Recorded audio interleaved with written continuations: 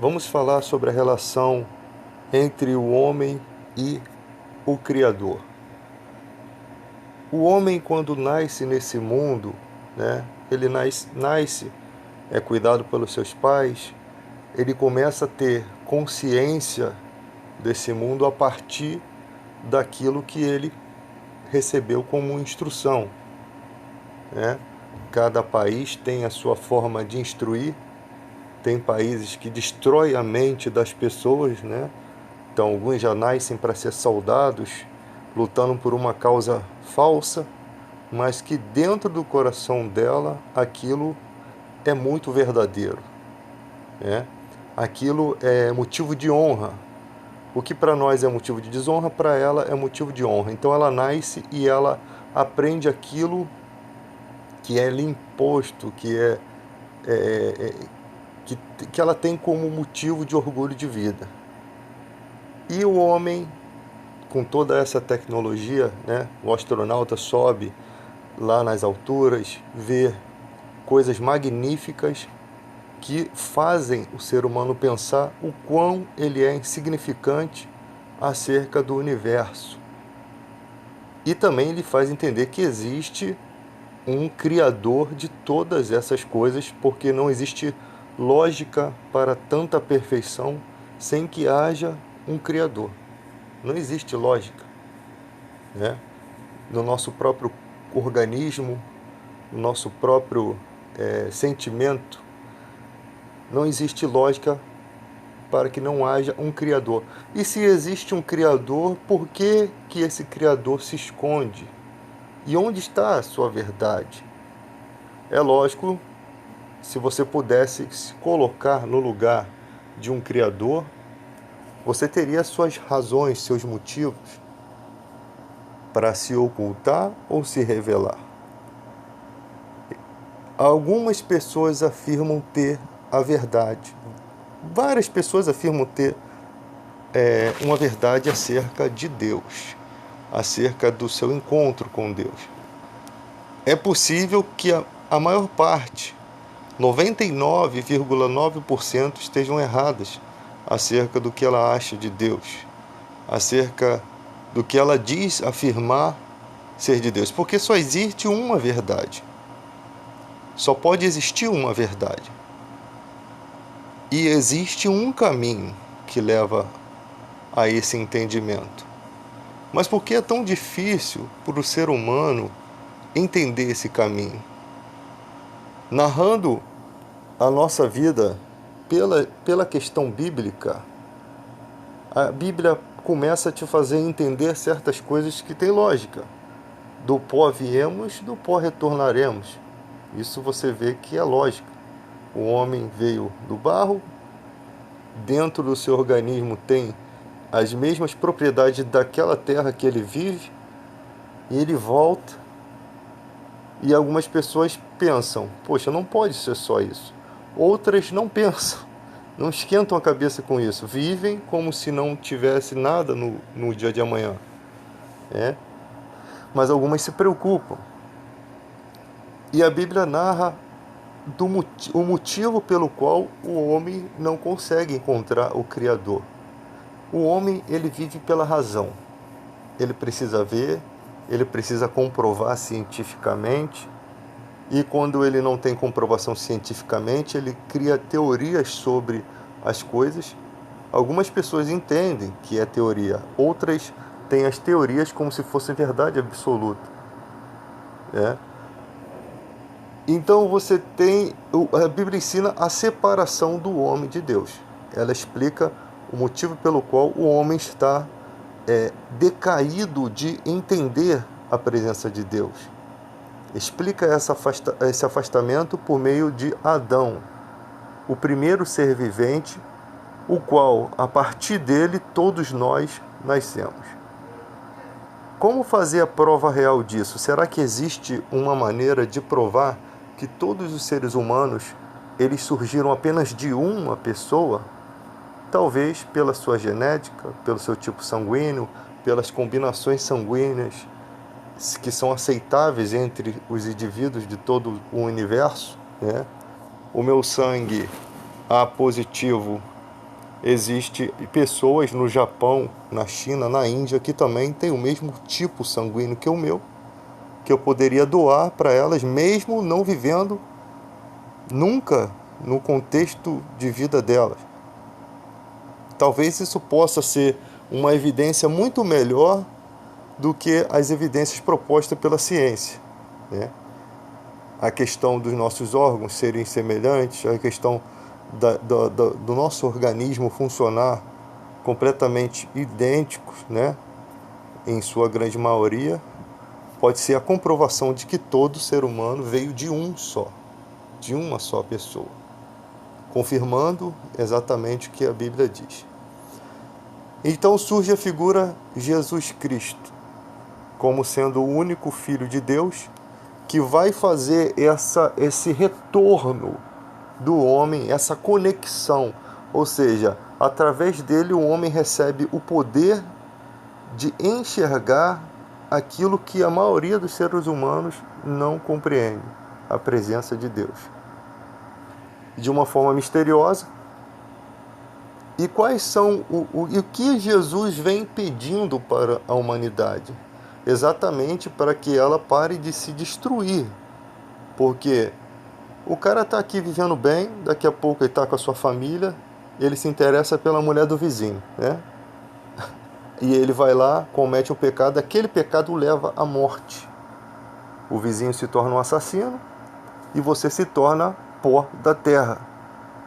Então, Jesus vem dizendo a verdade acerca daquilo que o ser humano não quer ouvir, porque o ser humano, ele quer viver das suas razões, ele quer usufruir de suas emoções, ele quer satisfazer os seus desejos. E isso é bem óbvio, isso aí é muito claro compreender isso. E Jesus, ele vem na contramão disso. Ele vem dizendo, isso pode te levar a isso vai gerar morte física ou morte espiritual. Isso que mantém você afastado de Deus. Porque a oferta da Bíblia é de um Deus amoroso, é de um Deus justo, é de um Deus totalmente o inverso do que o ser humano é. Totalmente o inverso. E o ser humano não tem como negar isso. Por mais que o cara diga eu não acredito em Deus, ele observa as verdades que a gente está conversando aqui na vida dele, porque isso é uma coisa para todo ser humano. Ele pode dizer muito bem, não, eu sou pecador, mas não devo satisfação a ninguém. Sim, mas está enquadrado dentro do que eu estou falando. Ele reconhece que ele comete falhas, que ele comete erros, que ele gosta do pecado, que ele busca isso para a vida dele.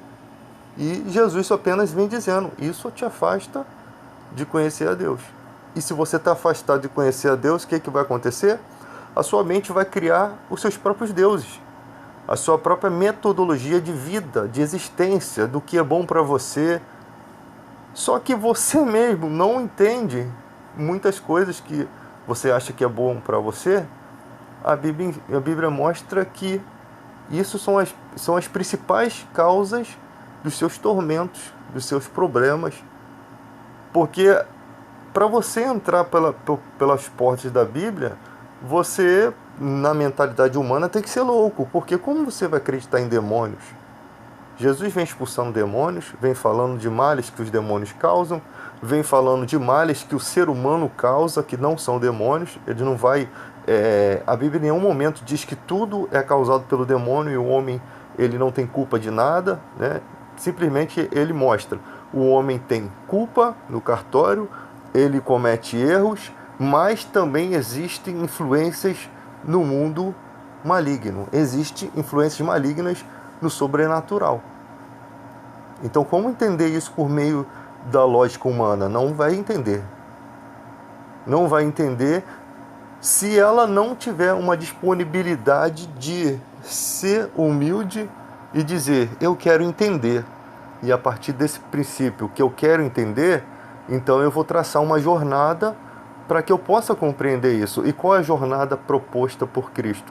Eu sou o caminho, a verdade e a vida. Ninguém vem ao Pai senão por mim.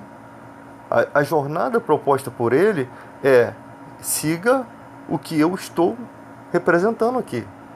Siga os passos do que eu estou revelando. Ele está revelando um comportamento. O que Jesus veio revelar é um comportamento em relação ao que o homem deve ter em consideração a Deus. Se você ler o Novo Testamento, fala muito de comportamento, né? Ele não diz que pelo comportamento você vai receber X, Y, B, A, C. Não, ele não diz isso.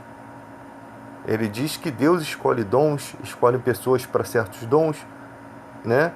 Mas que o comportamento, o temor a Deus é o princípio do saber. Se quer saber, tem que temer. Se não quer saber, não tema. Chega a Bíblia a narrar que, em Colossenses 1,13, que ele nos tirou do império das trevas e nos transportou para o reino do Filho. Ou seja, estávamos no reino totalmente dominado pela nossa natureza adâmica, totalmente dominado pelas trevas, a ponto de que espiritualmente Cristo teve que nos proteger e nos tirar. Ele chama Satanás de valente, que guarda bem armado seus despojos. E que armas são essas? Tudo aquilo que está na sua mente é uma arma do maligno. Todas as suas razões para pecar, todas os seus desejos que você diz, não tem nada a ver, posso fazer isso, sou livre, são armas, são ferramentas. O mal deve olhar para você e ver que você mesmo não quer se encontrar com Deus. Então, qual a preocupação que ele tem? Mas quando você vai em busca, aí ele se torna um problema. O mal começa a se voltar contra a sua vida. Isso está lá na parábola do semeador. A semente está sendo semeada. Pessoas que já se converteram estão semeando a mensagem. E quando você dá atenção àquela mensagem, o mal, ele observa. Porque tem guerreiros no mundo espiritual. Ele observa que você está dando crédito àquilo. Os seus pensamentos estão sendo levados àquilo. O seu comportamento está desejando mudar. E ali ele começa a fazer pressão. E ali na parábola do semeador diz, o maligno tenta tirar essa semente. Aquilo que foi semeado no coração, ele tenta comer aquela semente, tirar da sua vida para que você não ouça. Às vezes você está num serviço e ali tem alguém ali falando de Deus para você e você está dando atenção. Logo acontece um rebuliço naquele lugar, né, posso dizer assim, e você é tirado daquele lugar, arrancado daquele lugar, às pressas. O mal, de alguma forma, movimenta pessoas, né, que têm o coração fácil para ser montado como cavalo, e ali você é prejudicado e você é levado para lá e para cá. Mas a pessoa tem que manter-se firme, porque ela tem que entender, estou numa batalha espiritual. Aí você vê, começamos um assunto dizendo a relação entre o homem sem Deus, decaído, com Deus. Por que ele não enxerga? O homem olha os índios, por exemplo, olha o sol, ele percebe que aquele sol ele tem um poder. Ele não tem medo do sol, né? Ele pode ter medo do raio que cai, mas ele observa que aquele sol tem um poder e ele começa a achar que aquele sol é um Deus. A sua própria natureza inocente começa a imaginar conforme suas razões e emoções. Mas a Bíblia não. A Bíblia ela nos dá lucidez. Ela nos dá uma maneira de entender, compreender a Deus. E só pode se compreender temendo a Deus. E como você vai saber como temer a Deus se você não tem as Escrituras Sagradas, se você não tem o exemplo de Jesus Cristo, se você não tem nada disso? E a obra do diabo, a obra do mal, ela está tão próxima da gente que às vezes as pessoas pensam que a obra do mal é de Deus. Como, por exemplo, igrejas que não pregam o verdadeiro evangelho, que pregam teologia da prosperidade, que todo mundo vê e olha e debocha daquela igreja. Por quê? Por que debocham? Com razão? Sem razão? Por que debocham? Porque vê as pessoas entregando o seu dinheiro, o seu sustento loucamente, achando que é daquela forma que Deus se agrada. Quando na verdade, até a pessoa que está fora daqui sabe que aquilo não é certo. Existem pessoas que são assim, elas não sabem o caminho, mas elas sabem que aquele atalho ali não é o caminho. Isso ela pode ter certeza, que aquelas armadilhas ali não é o caminho que leva a Deus. Porque como você imagina Deus? Como você imagina um amigo para você? Um amigo interesseiro? Um amigo que te põe para baixo? Um amigo que fala verdades só para te ver feliz, mas que na verdade ele não está falando aquilo que você precisa ouvir? Você imagina alguém autêntico que tem liberdade para chegar e falar na sua cara: você errou, por isso que você está passando por isso. E também saber quando ele deve não te repreender. E mesmo que ele erre, ele continua sendo um amigo. No caso de Deus, ele não erra. No caso de Deus, ele é um amigo perfeito. Jesus é um amigo perfeito. É um amigo que compreende. É um amigo que não te pisa. É um amigo que não te humilha. É um amigo que te dá a mão quando você cai. E se você cair de novo, ele te dá a mão de novo. Ele não vai dizer para você que está tudo bem, que está tudo bonito, que está tudo maravilha. Por quê? Porque um amigo, diz a Bíblia, leais são as feridas feitas pelo que ama. Então, o amigo que ama, ele vai te dizer na sua cara o que está errado e por que você está caindo e por que você está caído, né? Porque ele não quer ver você assim, ele quer te levantar. Imagina se o cara tá lá nas drogas e um amigo do mundo aqui chegar e ficar: não, pô, você pode continuar aí que vai dar tudo certo. Usa menos droga, sabe? Não é uma coisa bacana. Às vezes a pessoa tá falando da boca para fora, não tem interesse em te ajudar. E às vezes a pessoa tem a condição financeira para te internar numa clínica, te ajudar, mas ela não, ela quer resolver com palavras. Isso não é amigo. Amigo vai até o fundo do poço onde você está, ele desce lá onde você está e sobe com você. Ele não fica lá contigo, não. Ele fica pelo tempo necessário para poder te trazer de volta para fora do poço. Isso é um amigo.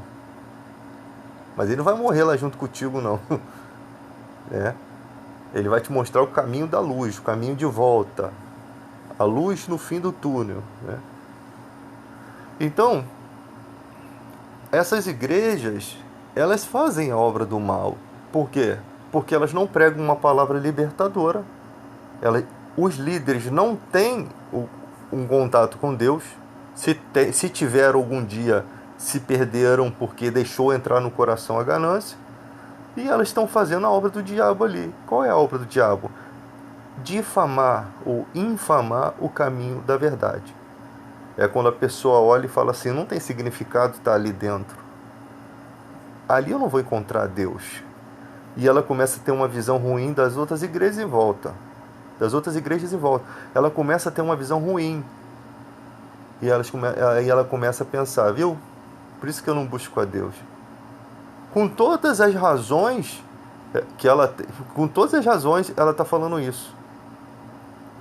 Aí você pega o Evangelho de Cristo, você vê o apóstolo Paulo, por exemplo, as preocupações que Paulo tinha, né, em não deixar com que o Evangelho fosse infamado por meio da vida dele, por meio de algum escândalo, né? As suas ações sempre eram pensadas, eram sempre planejadas para que as pessoas de fora pudessem reouvir. Não é hipocrisia não, tá? Esconder debaixo do tapete, jogar para debaixo do tapete, não. É para que as pessoas pudessem ver que tudo é transparente no reino de Deus. Que não há nada oculto, que não há nada encoberto, não há nada escondido ali para poder manipular. É tudo transparente. É tudo feito com transparência. E não arruma problema à toa. Quando perguntaram se Jesus não pagou o imposto, Jesus, mesmo não precisando pagar, foi lá e pagou o imposto para não escandalizar. Não buscava problemas à toa, atritos à toa, né? Então a Bíblia é um leque de ensinamentos que, se a gente entrar por observar esses ensinamentos, a gente vai tirar um bom proveito e vamos saber separar. Porque tem gente que fala assim, você está julgando. Não, a Bíblia manda sondar os espíritos. Você tem que saber que tipo de espírito está agindo na sua igreja. Se é o Espírito Santo ou se é o espírito do mal. Se é luz ou se é treva que está ali. O cristão ele tem que saber separar o que é joio do trigo, o que é de Deus e o que é insano, o que é corrupto. Porque se ele não souber fazer isso, na época do anticristo, ele não vai saber determinar. Ele não vai saber determinar se aquele anticristo é de Deus ou não é. Já está posto que vai vir um representante do mal se passando por Cristo, né? Se passando por Cristo, que não vai ser Cristo, mesmo tendo poder. Ou seja, por que poder? Porque o mal sabe que o poder traz muita gente que vive pela razão e pela lógica e que vai olhar e vai falar assim, pô, se está fazendo milagre é com autorização de Deus, é divino, quando na verdade é maligno. Então a Bíblia já deixa a gente bem claro, bem esclarecido acerca disso daí, né? Quando Jesus fala, pelos frutos se conhece a árvore, o que é que ele quis dizer com isso? Tudo na vida pode se basear no nosso comportamento nessa frase. A árvore ruim não dá bons frutos, nem árvore boa, maus frutos. O homem bom, ele tira do tesouro do seu coração coisas boas. O homem ruim também tira lá de dentro do coração as coisas ruins. Você tem pessoas que são calmas, tranquilas para falar com você, te tratam bem, né? Que você pensa, cara, esse cara é nota 10. Quando você começa a conviver com ela, o cara te passa a perna, o cara te ludibria, né? Você vai comprar uma casa, o cara lá na hora te recebe, é cafezinho, é água, fica com Deus, olha, você é bem-vindo, aperta a tua mão, depois quando tu vai lá e volta, não tem mais imobiliária nenhuma, era tudo um golpe. Você vai pegar um dinheiro emprestado num negócio desse, o cara fala que os juros é tanto e tal, e olha, vai ser molinho de pagar e tal. Quando você não o percebe, existiam pequenas cláusulas ali que te prejudicavam, mas ele te distraiu com o quê? Com o diálogo, com as folhagens, com a aparência. E Jesus diz, não olhe a aparência, não olhe para o que você está vendo, coma do fruto. Para você saber quem uma pessoa é, você precisa colher os frutos da vida dela, aquilo que ela está representando na sua vida, e isso leva tempo. Porque às vezes o fruto é belo, e você morde, e ele não tem um gosto bom.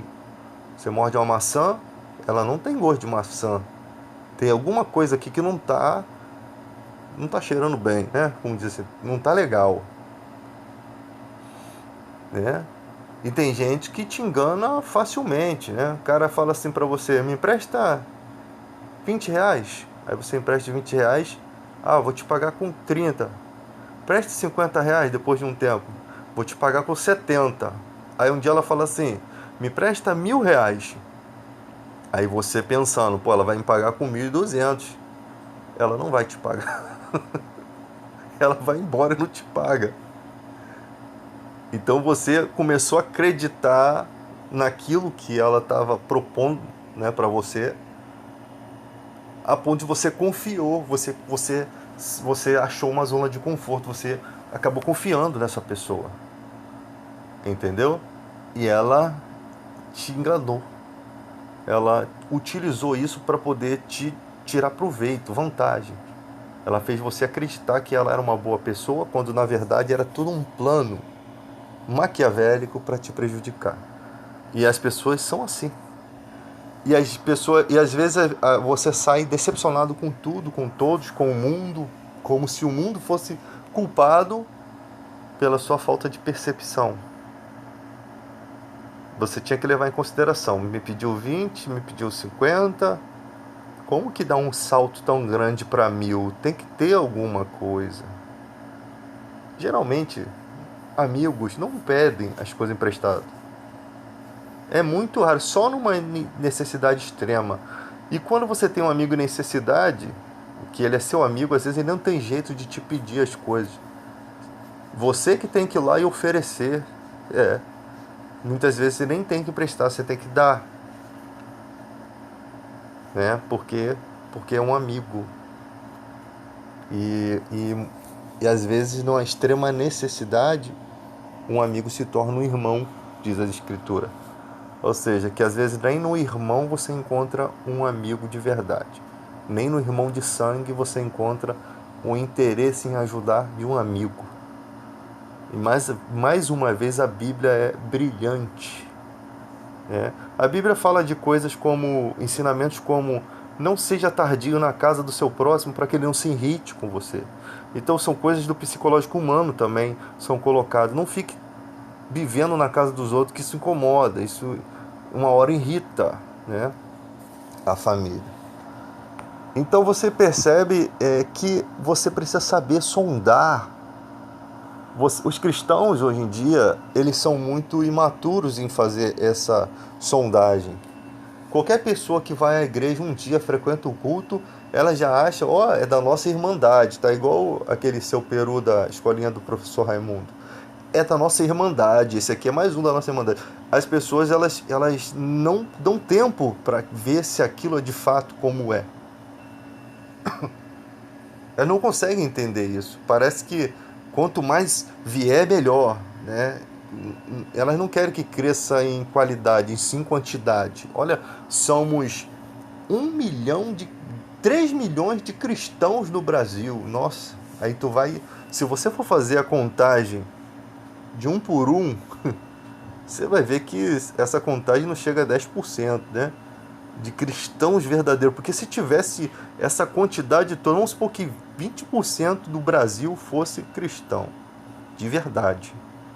Eu te garanto que no ano que vem seria 40, 60.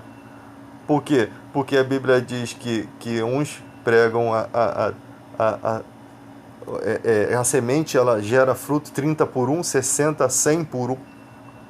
Então ia ser uma quantidade avassaladora de conversões. Por quê? Porque são 20% homens de Deus, que tem poder no que fala, poder no que prega, poder em suas orações, são o sal da terra, a luz do mundo, estariam fazendo uma revolução.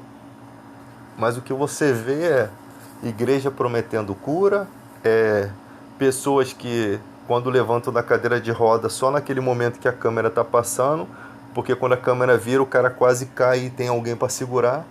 Pessoas fazendo parte dessa mentira, né?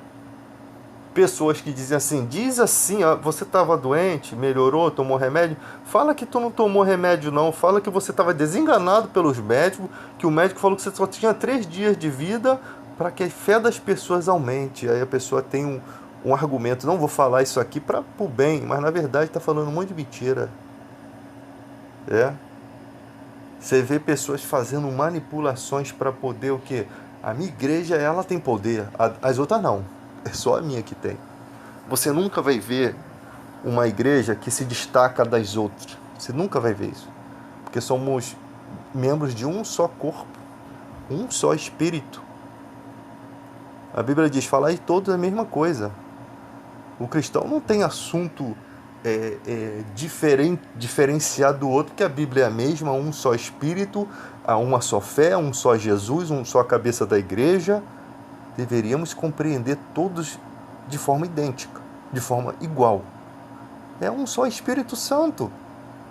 Ele é o instrutor, ele é o que guia por meio de Jesus Cristo, que está enviando por meio dele o caminho, as verdades, por meio da palavra de Deus, as verdades que a Sagrada Escritura emanam todos os dias. Então, existem várias denominações, por quê? Porque elas querem, quando elas buscam a diferença, já mostram que elas não estão interessadas nessa união em Cristo. Elas não estão interessadas em comunhão. Elas querem uma maneira de chamar um povo para um canto e chamar um povo para o outro. Eu acho que Se a divergência entre uma igreja comum e a igreja que guarda o sábado fosse só isso, não haveria motivo para sermos divididos. Era simplesmente o cara que acha que tem que guardar o sábado, guardasse o sábado, não repreendesse, não recriminasse quem acha que não deve guardar, e o outro que deve guardar. Agora, quando as divergências passam a ser coisas esquisitas, tipo, pô, se você quer vir para cá, você não pode receber e nem doar sangue. Aí você já está falando de vidas. Aí não tem como ter uma ligação. Porque se meu filho está doente, eu não posso doar sangue para ele, eu prefiro vê-lo morrer, então tem alguma coisa errada nisso. Não tem como ter comunhão, só não bagunçando a religião. Mas e se na tua igreja você se ajoelha diante de imagens, esculturas, e na minha igreja não, se eu for na sua igreja, eu vou deixar você se ajoelhar sozinho e eu vou orar a Jesus. Eu não vou me ajoelhar diante daquela imagem. Não dá pra gente ter esse convívio, mas dá pra eu compreender que você se ajoelha diante daquela imagem porque você acredita nisso. Você acredita dessa forma. Eu acredito de outra. E você acredita dessa forma. Qual é a diferença entre eu, que não me ajoelho diante de uma imagem, para aquela pessoa que se ajoelha?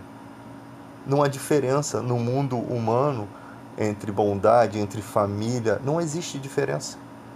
Não existe diferença. A diferença é que um entende um caminho e a outra compreende de outra forma. Não é a forma que o Evangelho ensina, mas nem por isso eu devo odiá-la ou dizer para ela que ela é do diabo, que ela é do mal. É como se um professor condenasse um analfabeto por não saber escrever ou ler. Só uma pequena comparação que de repente não vai ser justa, mas só para você ter ideia. Isso não significa que aquela pessoa que não sabe ler e escrever, um dia ela não possa ler e escrever. É isso que eu quero que você entenda. Hoje ela não sabe ler nem escrever e o professor sabe. Amanhã ela pode aprender a ler, escrever, ela pode se tornar um professor, ela pode ir além daquele professor, ela pode ir além, ela pode se pós-graduar. E é isso que o Evangelho ele mostra. A compreensão, o amor entre as pessoas. Quando Jesus ele comia com gente, quando ele vai na casa de Zaqueu, contra todos e todas as pessoas que o recriminavam, Jesus veio e disse: eu não vim chamar justo ao arrependimento. Até porque aqueles homens que faziam críticas não eram justos. Eu vim chamar pecadores. Eu te garanto que Jesus não foi na casa de Zaqueu e falou assim: essa imagem está aqui, esse olho de boi que está atrás da tua porta, isso daqui é da macumba. Eu te garanto que Jesus não falou isso. Sabe por quê, gente? A pregação da palavra, a fé vem para ouvir a pregação da palavra. Você não precisa dizer nada a não ser pregar o Evangelho. Você não precisa, se você chegar na casa da pessoa, tiver uma imagem lá de Nossa Senhora e tal, você não precisa se preocupar com nada disso. Tem gente que fala assim: joga essa imagem fora, ou faz isso. Não. O Evangelho, ele é o que traz o Espírito Santo, ele é o que traz a nitidez para o caminho, e a pessoa passa a tomar a decisão que ela acha que é certo a partir da consciência que o Espírito Santo lhe dá, da libertação que o Espírito Santo lhe dá. Ele nos conduzirá na verdade. Jesus disse: quando ele vier, ele vos fará lembrar das coisas, falando para os discípulos, ele vos guiará, porque receberá do que é meu. Então o Espírito Santo está glorificando Jesus. Ele mesmo disse: ele me glorificará, ou seja, ele receberá do que é meu. É a conexão que nós temos com Jesus Cristo, que está vivo, porque ressuscitou. E porque ressuscitou? Porque a morte não tinha poder nem domínio sobre ele. A morte tem domínio contra a gente nós que nascemos debaixo do pecado. E para essa história ser um encaixe verdadeiro, tinha que ter um homem que doasse a sua vida, E Jesus diz que os sacerdotes não conseguiam espiar o pecado dos seres humanos, né, com sacrifícios de animais, porque ele só encobria, ele não tinha o poder de purificar. E Jesus, ele se oferece como uma ovelha, ele se oferece como um sacrifício de si mesmo por nós, um ato de amor, né? Ele se oferece como um sacrifício perfeito e aceitável diante de Deus. Por que aceitável? Porque ele vence a morte. Porque a morte, está escrito, onde está a morte, o seu galardão? Onde está o seu agrilhão? A morte não consegue, ela perde a capacidade de destruir um ser humano, porque Jesus veio como homem, simplesmente porque não havia motivo, né, para que ela pudesse tomar a vida. Jesus disse, a minha vida eu entrego, ninguém me toma, ninguém toma de mim. E ele, quando ele entrega a sua vida na cruz, Pai, entrego a ti o meu espírito, ele se entrega. A morte não podia o matar, não tinha o direito. Ela não conquistou esse direito porque não havia pecado em Jesus Cristo. É isso que é a verdadeira história bíblica, né? Não havia motivo. Ele ressuscita, ele vive, ele reina, ele assume a sua autoridade e ganha um nome acima de todo nome, né? Eu fico pensando assim, algumas denominações fazem muita questão em dizer o nome de Deus é isso, o nome de Deus é aquilo, o nome de Deus é aquilo. Eles brigam muito pelo nome de Deus, quando na verdade deveríamos estar lembrando que o nome de Jesus é o que nos foi dado. Você não expulsa o demônio em nome de Deus, você expulsa em nome de Jesus, que é o Deus Filho. Paulo chega a dizer que todas as coisas da terra foram entregues ao Filho. Todas as coisas estão sujeitas a Jesus Cristo. Mas quando diz todas as coisas, isso exclui o Pai. Ele diz exatamente isso. Por quê? Porque o Pai é maior do que tudo. Mas tudo aqui é de Jesus Cristo. Ele conquistou. Por isso ele é Rei dos Reis, Senhor dos Senhores. Então, por que essa preocupação com o nome de Deus, quando na verdade o nome que realmente expulsa os demônios, o nome pelo qual se chegamos a Deus é Jesus Cristo? E quando você pede em nome de Jesus, Jesus não precisa pedir a Deus para te conceder as coisas, porque tudo foi entregue, toda a confiança, todo o reino está entregue na mão de Cristo. É Ele que vai voltar para destronizar o falso profeta. É Ele que vai vir fazer toda essa revolução. Ele fez a primeira, né, que foi nos resgatar, nos dar direito à vida eterna, nos tirar da mão de Satanás. Agora ele vai fazer a completa e depois entregar o reino a Deus. Perfeito, limpo. Então você percebe que às vezes há uma discussão tão grande por pequenos pontos, quando na verdade o temor do Senhor é o princípio da sabedoria. Nenhuma discussão bíblica vai salvar você. Você pode passar a vida toda consertando conhecimentos, falsos conhecimentos, brigando contra falsos conhecimentos, criticando de uma forma justa, né? Uma forma, a crítica ela tem que ser não para destruir, mas de uma forma a consertar, para que a pessoa possa crescer. Isso é um crítico verdadeiro, não para destruir porque você odeia, porque você não gosta, mas sim em busca da verdade. Mas se você não temer a Deus, todo o seu trabalho vai ser em vão, é um sacrifício sem motivo, é uma luta, é uma guerra sem razão, aonde muitos vão sair ganhando pelo seu esforço, é igual os vikings, né? Os caras vão lá, lutam pelo líder, né? Ele morre e o líder vai à frente, mas ele acabou. A história dele acabou. Há só uma promessa dele morar lá em Valhalla, que não sabe se existe, né? Ou, na verdade, ele só ralou mesmo do programa. E o outro lá, que é o líder, que vai para frente. E é assim que funciona. Mas na questão bíblica, você tem que lutar e se preocupar com a sua armadura. Você não pode só lutar, a sua armadura sendo quebrada, caindo no chão, e você daqui a pouco só está com a espada na mão lutando, né? Sangrando, quase morrendo, mas com a espada na mão, sem armadura. Sem a consciência do pelo que você está lutando. Você não está lutando pelos outros somente, você está lutando pela sua vida, pela sua vida eterna. Então, qual é o seu padrão? Qual é o seu comportamento? Jesus disse: aquele que quer vir após mim, negue-se a si mesmo. Pegue sua cruz e me siga. Ele nem mandou pegar a espada, mandou pegar a cruz. Né? Aquilo que a gente tem que crucificar na vida, aquilo que a gente tem que deixar para trás. Pegue a sua cruz, pegue os seus desafios, pegue aquilo que você tem que cravar, deixar para trás e siga Jesus. Pegue o caminho da cruz. Como que foi trilhado o caminho da cruz? Foi em pecado? Não, foi fazendo a vontade de Deus, foi pregando o Evangelho, foi cuidando do seu relacionamento com Deus. Jesus constantemente estava no Monte das Oliveiras, constantemente se consagrando, constantemente meditando no que é importante, no que é a sua decisão de amanhã, no que é o seu compromisso com Deus hoje, no que é a sua conexão que não pode ser perdida, né?